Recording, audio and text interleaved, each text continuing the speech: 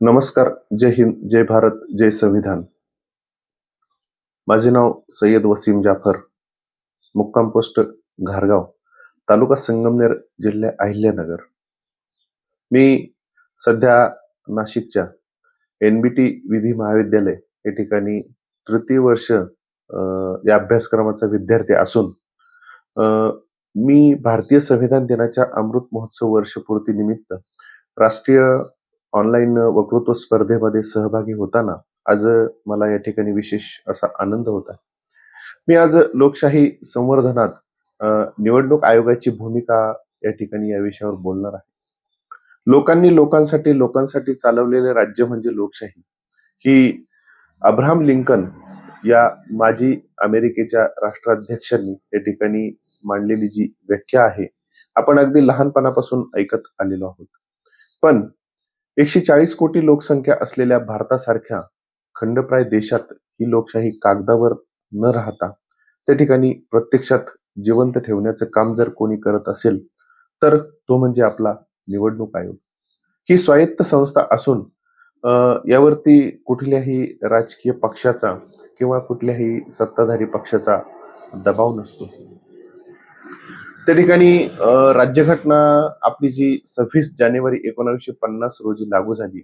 पण त्याच्या अगदी अगदी एक दिवस आधी म्हणजेच 25 जानेवारी 1950 रोजी भारतीय निवडणूक आयोगाची स्थापना झाली. यावरूनच आपल्याला घटनाकारांना लोकशाही आणि निष्पक्ष निवडणुकांचं महत्त्व किती पटलं होतं हे स्पष्ट होतं. निवडणूक आयोग केवळ एक प्रशासकीय संस्था नाही, तर ती भारतीय लोकशाहीचा आत्मा आणि तिचा सर्वात मजबूत पाठीराखा आहे. एक निष्पक्ष आणि पारदर्शक निवडणूक प्रक्रियेवर लोकशाहीचा डोलारा उभा असतो. जर निवडणुका पारदर्शक नसतील, तर जनतेच्या मताला काही अर्थ त्या ठिकाणी उरत नाही. निवडणूक आयोग ही कोणत्याही राजकीय पक्षाच्या किंवा सरकारच्या दबावाखाली काम करत नाही. तो संपूर्णपणे स्वायत्त आहे. देशातील प्रत्येक नागरिकाला, मग तो श्रीमंत असो की गरीब असो, कोणत्याही जाती धर्माचा असो, त्याच्या एका मताचं मूल्य समान आहे, याची खात्री निवडणूक आयोग देतो. आचारसंहिता लागू करण्यापासून ते मतदानाची गोपनीयता राखण्यापर्यंतचा आणि शेवटचा निकाल जाहीर होईपर्यंतचा प्रत्येक पायरी निवडणूक आयोग अतिशय जबाबदारीने त्या ठिकाणी पार पाडत असतो. लोकशाही संवर्धनात निवडणूक आयोगाचं योगदान समजून घ्यायचे असेल तर आपल्याला त्या ठिकाणी भारताचे जे 9वे निवडणूक आयुक्त म्हणून ज्यांनी त्या ठिकाणी या निवडणूक आयोगाचा कारभार पाहिला, ते म्हणजे माजी निवडणूक आयुक्त स्वर्गीय टी.एन. शेषन यांचं स्मरण आपल्याला करावेच लागेल. कारण शेषन साहेब येण्यापूर्वी देशात निवडणूक आयोग होता. निवडणुकाही त्या ठिकाणी होत होत्या. पण निवडणूक आयोगाकडे काय सत्ता आहे हे मात्र त्या ठिकाणी सर्वसामान्य जनतेला त्या ठिकाणी कळू शकत नव्हतं.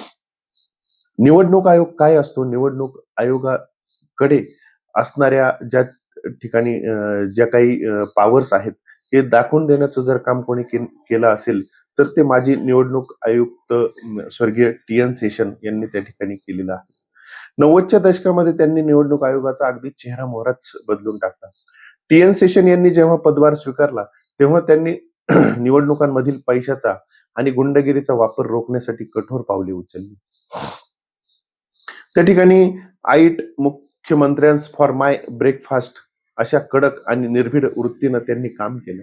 निवडणुकांमध्ये होणारी त्या ठिकाणी बोगस मतदानाची परंपरा मोडून काढण्यासाठी त्यांनी मतदारांसाठी त्या ठिकाणी ओळखपत्र अनिवार्य केलं.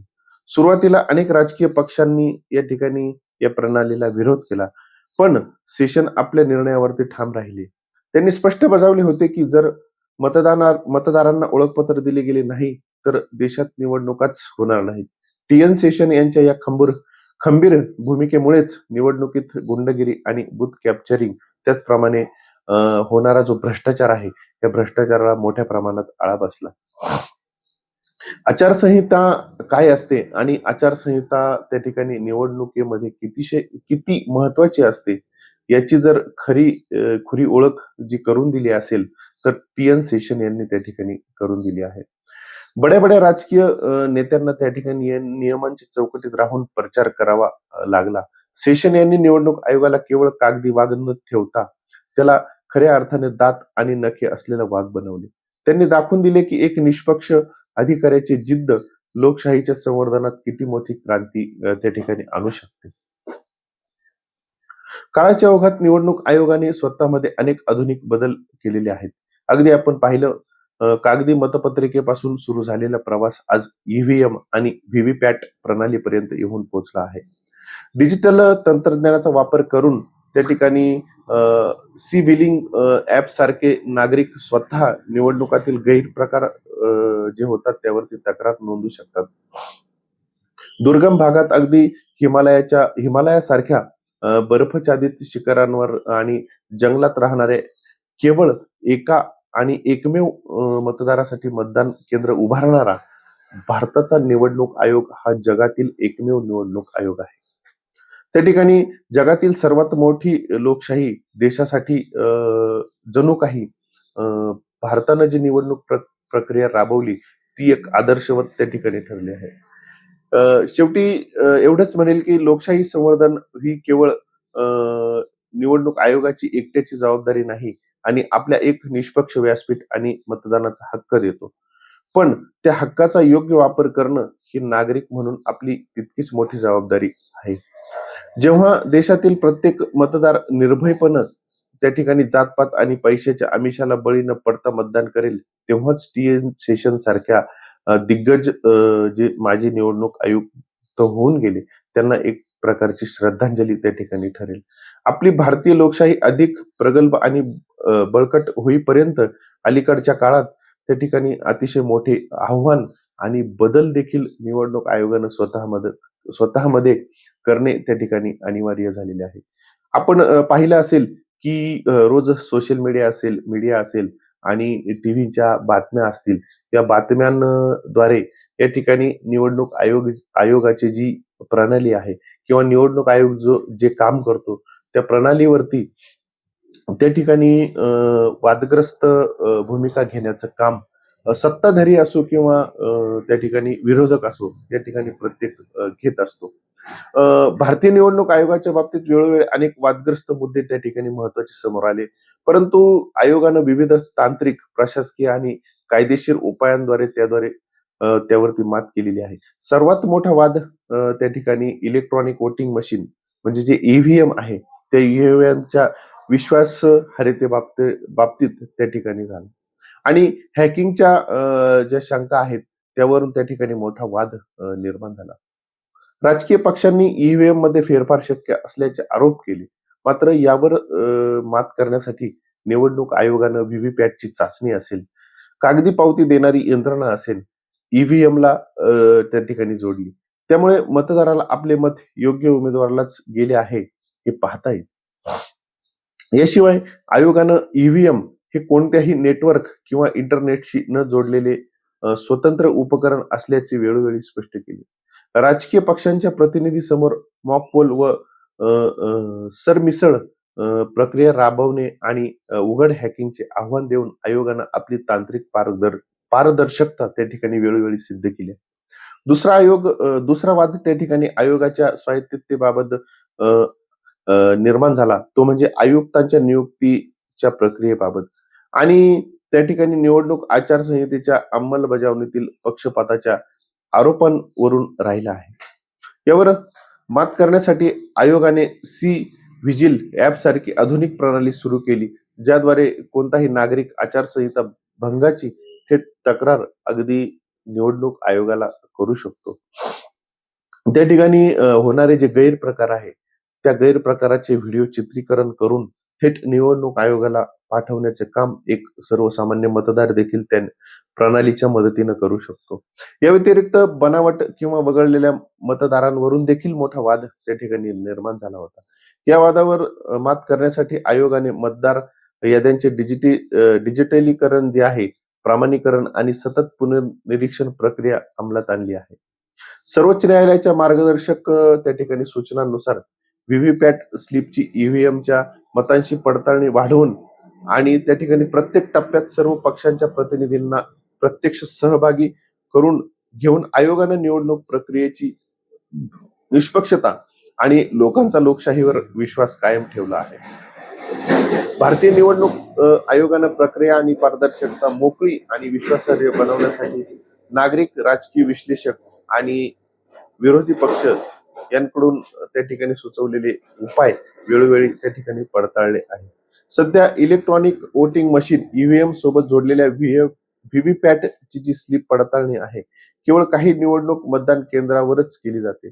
लोकांनी आणि विविध संघटनांनी मागणी त्या ठिकाणी केली आहे की मतदाराचा विश्वास त्या ठिकाणी दृढ करण्यासाठी कागदी जी स्लिप असेल त्याची मोजणी आणि पडताळणी त्या ठिकाणी केली पाहिजे. आणि ईव्हीएम मधील त्रुटी आणि हॅकिंगच्या भीतीमुळे अनेक नागरिकांचा आणि राजकीय घटकांचा मागणीवजा आग्रह आहे की जगातील अनेक प्रगत देशांमध्ये तसेच भारतातही पुन्हा कागदी मतपत्रिकेद्वारे निवडणुका घेण्याचा पर्याय उपलब्ध करावा किंवा ईव्हीएम प्रणाली जी आहे ती पूर्णपणे खुली व ऑडिट करण्यायोग्य बनवावी. मात्र निवडणूक आयुक्तांच्या निवडीत देखील निष्पक्षता यावी.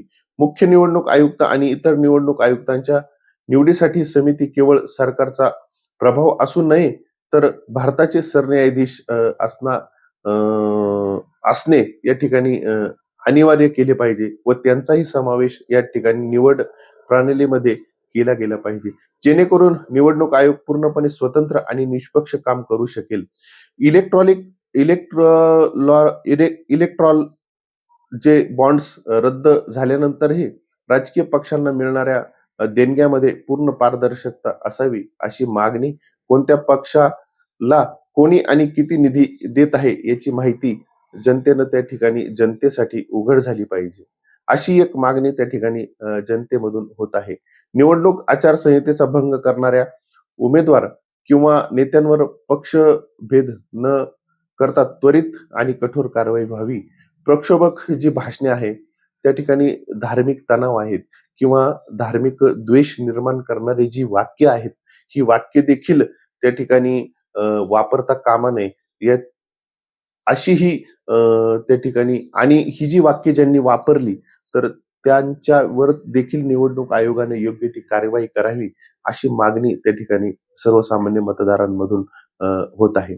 आता दुसरा मुद्दा त्या ठिकाणी अतिशय महत्त्वाचा आहे, तो म्हणजे अनिवासी भारतीय जे आहेत आणि स्थलांतरित कामगारासाठी मतदानाची जी सुविधा आहे, रोजगार, शिक्षण किंवा इतर कारणामुळे स्वतःच्या मतदारसंघापासून दूर राहणाऱ्या अंतर्गत स्थलांतरित नागरिकांना आणि परदेशात राहणाऱ्या भारतीयांना रिमोट वोटिंग किंवा टपाल मतदानाची सोय उपलब्ध करून आणि सुशिक्षित सुविधा उपलब्ध करून देणे त्या ठिकाणी आवश्यक आहे आणि त्या त्या दृष्टीने देखील आपला भारतीय निवडणूक आयोग त्या ठिकाणी काम करत आहे. एकूणच या ठिकाणी जर आपण पाहिले तर भारताची जी लोकशाही आहे, ही जगामध्ये प्रगल्भ करण्यात या ठिकाणी भारतीय निवडणूक आयोगाचा या ठिकाणी खूप मोठा वाटा राहिलेला आहे.